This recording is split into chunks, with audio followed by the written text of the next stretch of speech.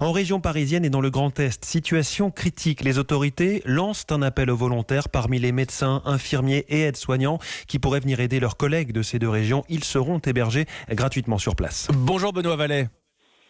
Bonjour. Et merci d'être en direct avec nous ce matin sur Europe 1. Vous êtes anesthésiste réanimateur de métier, ancien directeur général de la santé. Aujourd'hui, votre mission sur le Covid-19 pour l'Île-de-France, vous occupez justement des transferts de patients. D'abord, ce matin, du côté de l'Île-de-France, est-ce que les services de réanimation sont saturés? Est-ce qu'on a dépassé la capacité? Alors on est tout près de la saturation avec 2000 lits occupés pour l'Île-de-France, donc c'est véritablement sur combien de disponibles? Une surtension. On espère être à 2200 puis 2400 lits dans les jours et semaines qui vont venir. Les capacités continuent de s'accroître. C'est-à-dire qu'heure par heure, on rajoute des lits, mais concrètement, aujourd'hui, je me permets l'expression, on est précisément à la jauge, on est précisément sur la capacité de l'Île-de-France au moment où on se parle.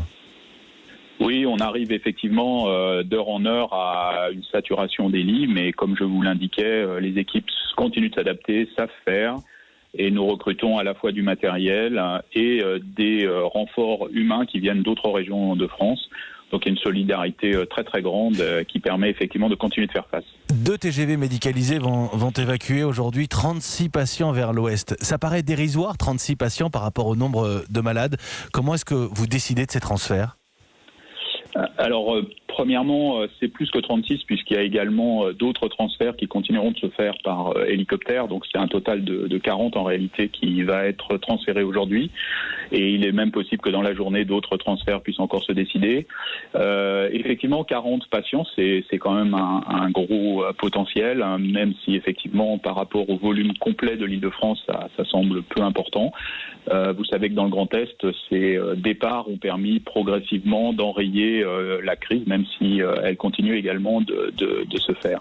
Les choix des patients correspondent à des patients qui sont encore suffisamment graves pour rester quelques jours en réanimation et qui sont stabilisés pour permettre un transfert sans risque.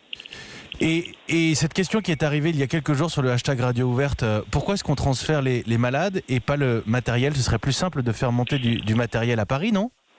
Alors en réalité, on fait les deux. On fait à la fois des transferts de patients, ce qui permet de libérer des lits, et on continue de faire des transferts et de matériel et de ressources humaines pour continuer d'armer des lits. Donc en fait, c'est un mouvement permanent qui suppose un niveau de régulation nationale très très intense.